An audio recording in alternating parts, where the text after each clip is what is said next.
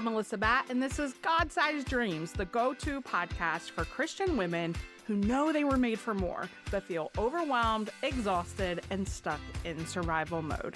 I'm your Jesus-loving hype girl, here to help you break free, build simple, healthy rhythms, and take small baby steps towards the life God has for you.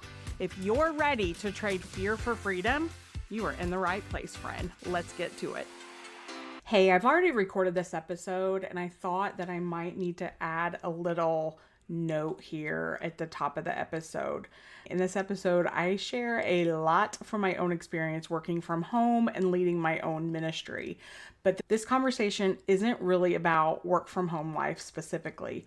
What I'm talking about is the kind of tasks that require you to show up when there's no boss, no external pressure, no one reminding you to do it or forcing you to do it, no one holding you accountable. Whether that's work, parenting, personal growth, or daily responsibilities, if you struggle with follow through when the accountability is on you, this episode is for you. Now let's get into it.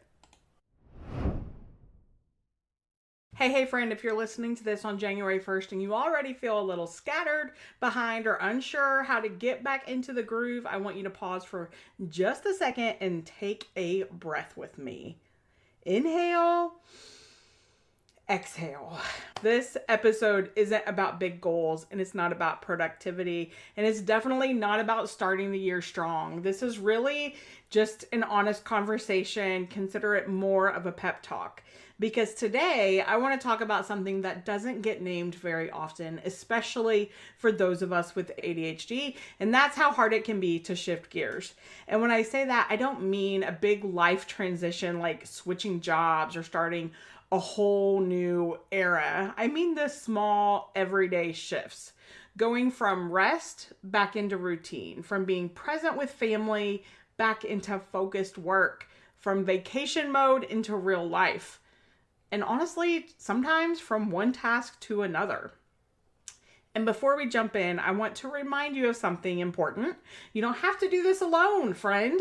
If the new year already feels overwhelming and you know you need help getting back into healthy rhythms, the 12-week reset is a great place for you to start. And if you're feeling stuck and just need clarity or help getting unstuck in one specific area, consider booking a single unstuck session. If you're not sure which option makes the most sense for you right now, you can always email me directly at melissa@melissabatt.com. That's melissabatt with 2 T's.com with the subject line help, and I'll be happy to guide you toward the next best step. All right, let's get into today's pep talk. For me, last year, I spent a lot of time, I feel like all of last year actually, was about conquering this change from like high productivity, the high performing, high achieving, highly focused on goals, to being present with family. And honestly, I feel like I did really well. I'm doing really well.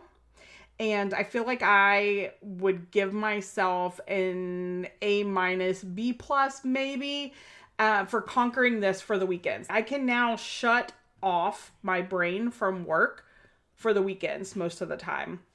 I mean, for the record, a lot of last year was focusing on just clocking out for the day at a normal time, like when I said I would, going to get my kids and not coming back in my office and working, that kind of thing.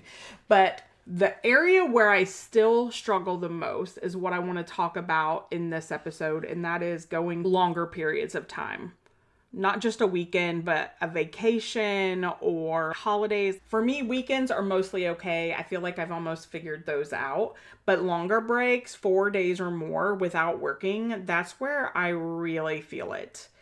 I love to work, but switching my brain to focus on being present with family and then switching it back, that transition is super difficult for me. And that's really what this episode is going to be about. I also want you to know this doesn't just show up with work. I do this with everything. And all of these little things I have worked through and am currently working through or have been for the last few years.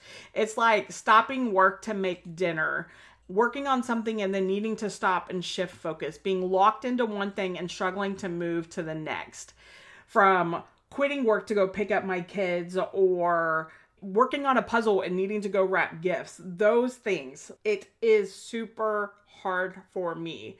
And for a long time, I thought that meant something was wrong with me. I thought it was just me. I had no idea that this is an ADHD thing. It truly is, friends. It's not laziness. It's not a lack of discipline.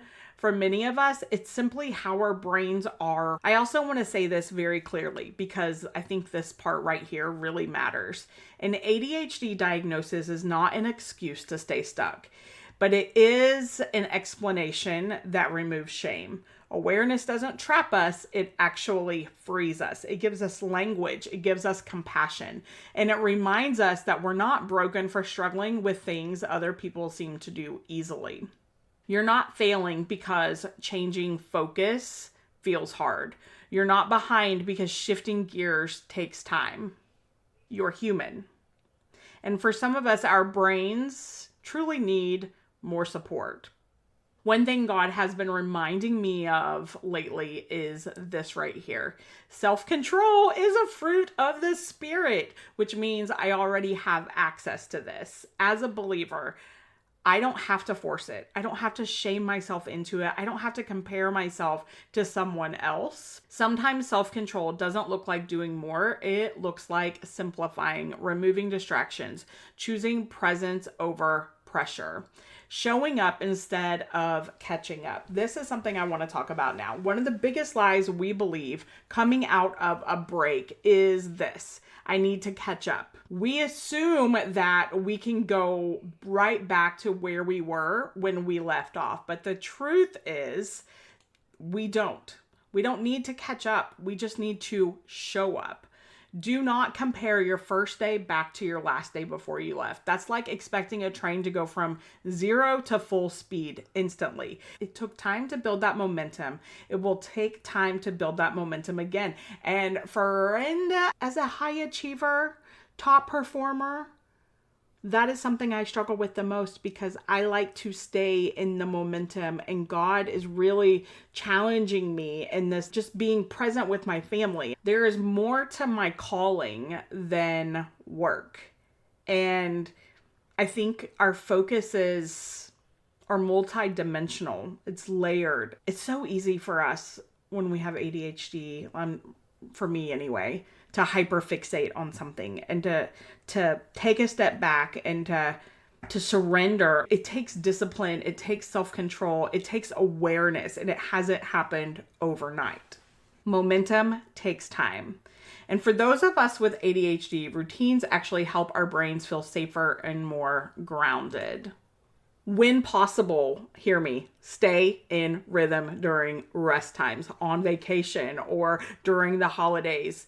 This is something I want to gently say, not as pressure, but as wisdom. When possible, sticking close to your routines helps more than we realize. If you normally move your body, keep moving your body while you're on vacation. If you normally eat in a way that is supporting your energy, you try to eat healthy, try to stay close to that. If you normally have rhythms that help you feel grounded, don't throw all of them away just because it's a break or the holidays. If you normally read your Bible and journal, do that. If you normally go to bed at a certain time, try to do that, although that is where I struggle the most. But also recognize that outside variables like traveling, different schedules, kids, activities, some of us fly by the seat of our pants more than others. These things all make this harder. Sometimes it's not possible, and sometimes it's just going to be messy, and that's okay. Do better where we can do better, but also recognize we're human, and the best that we can do is the best that we can do, right? When we can stay close to our healthy habits, even loosely, it makes getting back into normal life feel so much gentler. Again, it's not about perfection, it's about continuity. And even a little consistency helps our brains more than we think. When I'm easing back in, like today, which first of all, this is why this episode is being released today. I did not get to record these in advance the way I would like to. And so I'm recording this on January 1st at 5 p.m. I have been meaning to record this episode for 3 days. I had opportunity and I have struggled to show up. And so when I'm easing back in, I have to start with the basics. And this is what I have done this week. And it's why I'm sharing this with you. You have to go back to the basics. Remember, this isn't to fix yourself, but to support yourself. Things that I do, I put my phone in the other room so I'm not scrolling, shopping, or numbing. Again, remember, I'm trying not to do that because those are unhealthy habits in general. They weren't healthy for me during the holiday. But I have to be honest, I spent some time scrolling and playing a game that needs deleted again because we were traveling in the car and I thought, why not? Just download this game and play it for a few while we were driving. I wasn't driving, of course. Anyways, starting with these, get back into the healthy habits. I put my phone in the other room so I'm not scrolling or numbing. I get healthy food back in the house. I tidy up my space if I need to declutter. Sometimes I will want to put that off because it seems like the other things are more pressing. But if I just take time to clean my desk or clean the space that I use regularly, that right there helps me a lot because a clean space truly does help my brain. Spend time with Jesus is number one. Always. I try to always, before I record any podcast, before I do any work, it is not allowed unless I have spent time with Jesus first. That is journaling and reading my Bible. I know I've talked before, but if you're a new listener, I want you to know that journaling for me is like a prayer journal. I'm just talking to God and writing it out. It helps me so much. And so that's a number one priority before I start back to work. I try to do that when I'm on vacation and when I am traveling. Sometimes it works, sometimes it doesn't.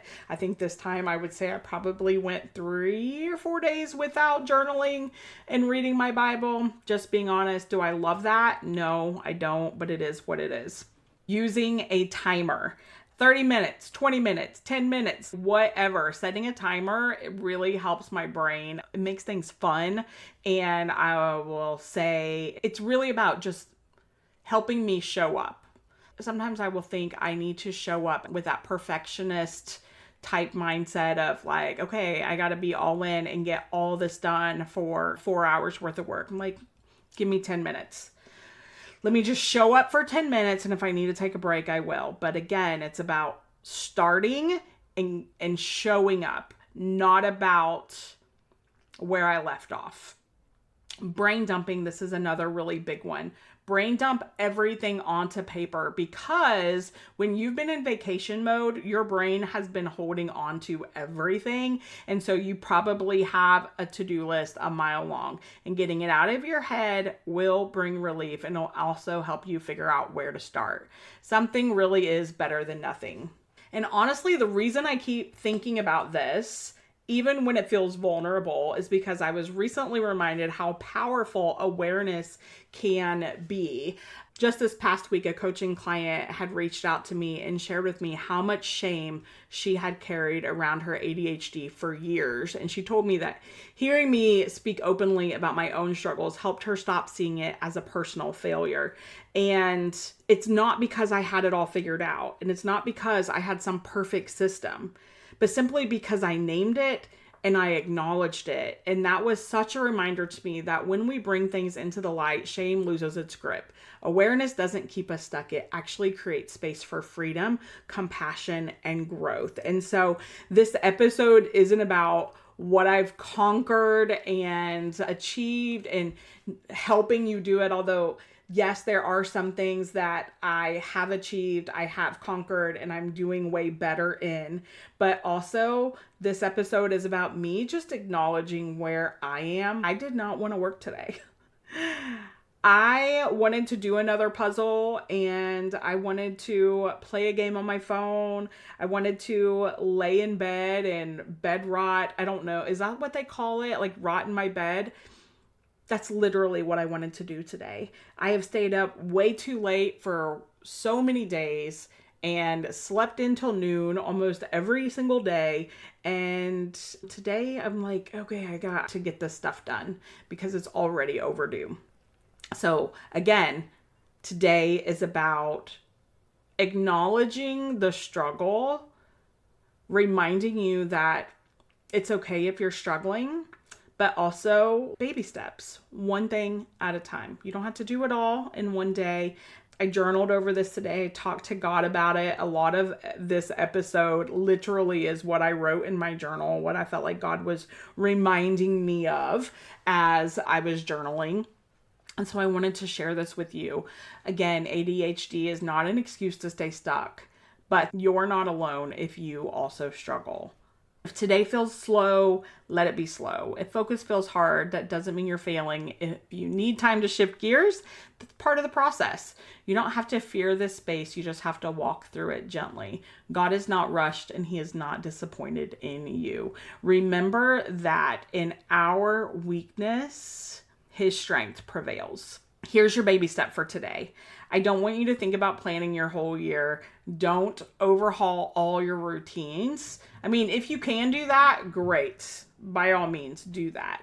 But I want you to ask yourself one question. If you're struggling with showing up, ask yourself this question: what would help me show up today? Maybe you need to listen to some worship music. Maybe you need a brain dump. Maybe it's cleaning one small space. Let that be enough. And that's a wrap, friend. If today's episode spoke to you, don't let this be the moment you hit pause and go right back into that same cycle.